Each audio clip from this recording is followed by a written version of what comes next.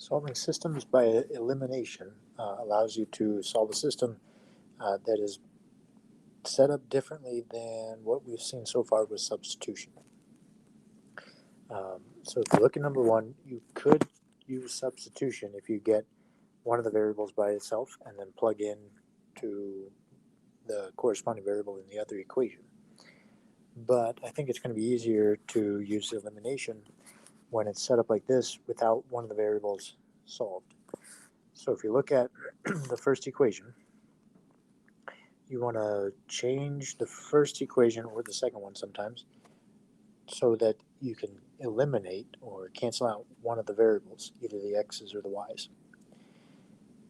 So you have two options. There's a 1 in front of that x, right? So I could multiply by 5, and then that would eliminate with the -5 in the x in the other equation. Or if you look at the second equation and you look at the y's, you could multiply the 3 by 2, and then it would eliminate with the -6 in the y. Your goal is to get the variables to cancel, so you want opposite coefficients. Okay, so you need to get opposite coefficients in front of the variables. So yeah, the coefficient is the number in front of the variable. Okay, so you get opposite coefficients, and then you can add. And you just add up the columns.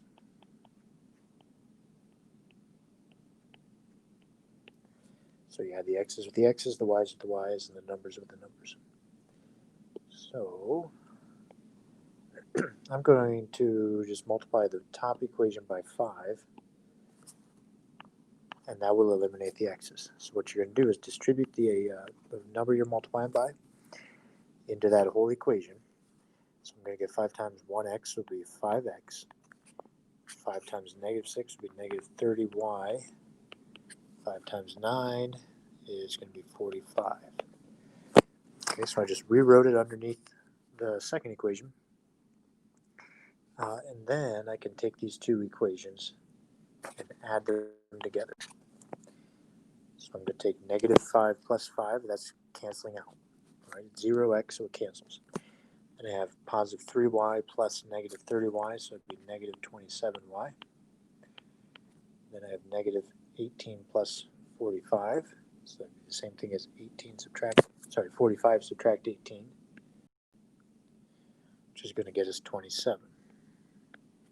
And once you eliminate the x's, it's really easy to solve for the y's because there's almost nothing left. You just divide by -27, and your y equals -1 in this case. Okay, so we already got the y value. Now we can use that y value to find the x value by plugging it into one of the equations. So it doesn't matter which one you plug it into. I'm just going to plug it into the first one.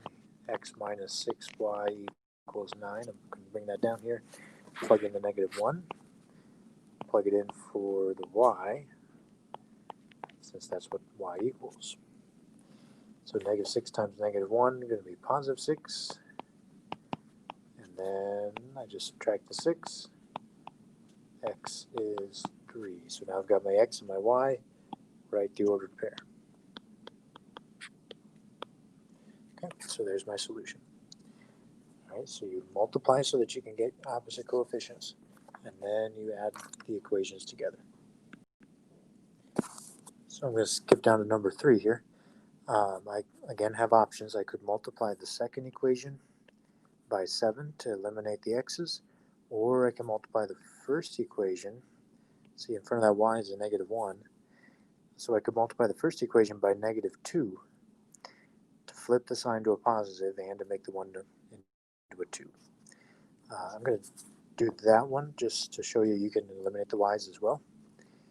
So that -2 is going to multiply into every piece in that first equation. So I have -2 times -7x, so positive 14x. -2 times -1y, going to be a positive 2y, equals negative times 2 times 7 is going to be -14. So now I got that equation. I'm going to just add it with the second equation. I'm going to write it here since it's not directly underneath anymore.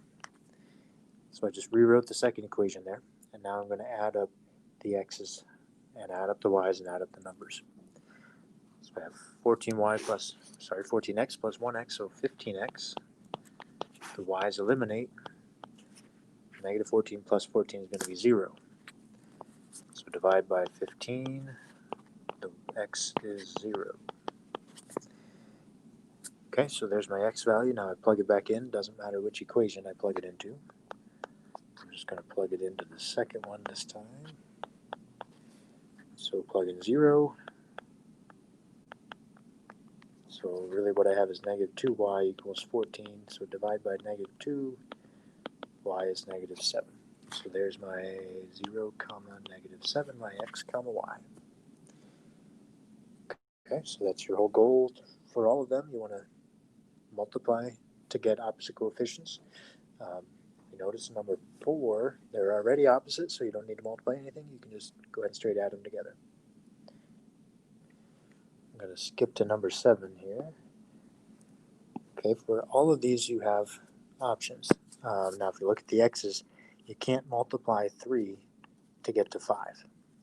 Right? It doesn't work. But I could multiply the 2 to make it a 4. Okay, but if you want to, what you can do is just switch the numbers around. Let me erase this here. You can switch the numbers. If I multiply the first equation by 5 and the second equation by 3, that's going to turn the x's into 15. Right? Then I want one of them to be a positive and the other one to be a negative. Doesn't matter which one. I can just multiply by negative 5 and a positive 3, and that'll work every time. But if you notice the y's, it's going to be a lot quicker because there's less multiplying. If you notice the y's, you can just multiply the top equation by negative 2, and then you can eliminate the y's and solve for the x's. That's going to be the quicker way to go, but definitely not the only way. Okay, so this number 8 over here, I'll show you the other way. You can, again, you could multiply to eliminate the y's. You could multiply the second one by negative 2. Happens to be the same. Or you can multiply the top equation by 2 and the bottom equation by 3. Okay, and one of them has to be a negative so that they're opposite signs. Again, this isn't the way that I would do it if I was doing this assignment, but it definitely works, and works well. So if you distribute that into both of them, you have negative 2 times negative 3x would be positive 6x, and then a positive 8y, and then a positive 12. If I distribute the 3 into the second equation, I got a negative 6x, a negative 6y, and a negative 24. Okay, and then I just add up the equations like I was doing on the front, and it'll be very much the same from here. So yeah, once you get either the x's or the y's to eliminate, so those x's are gone, then it's always very much the same for each one. So there I added up the y's, got 2y, add up the numbers, 12 minus 24 leaves you with negative 12, and then you just divide by 2 to get the y, negative 6. And then plug that back in to find the x. I'll let you finish that up. Okay, so that's your whole goal for each of these, to eliminate either the x's or the y's, and then solve for both x and y. If you have questions, make sure you ask.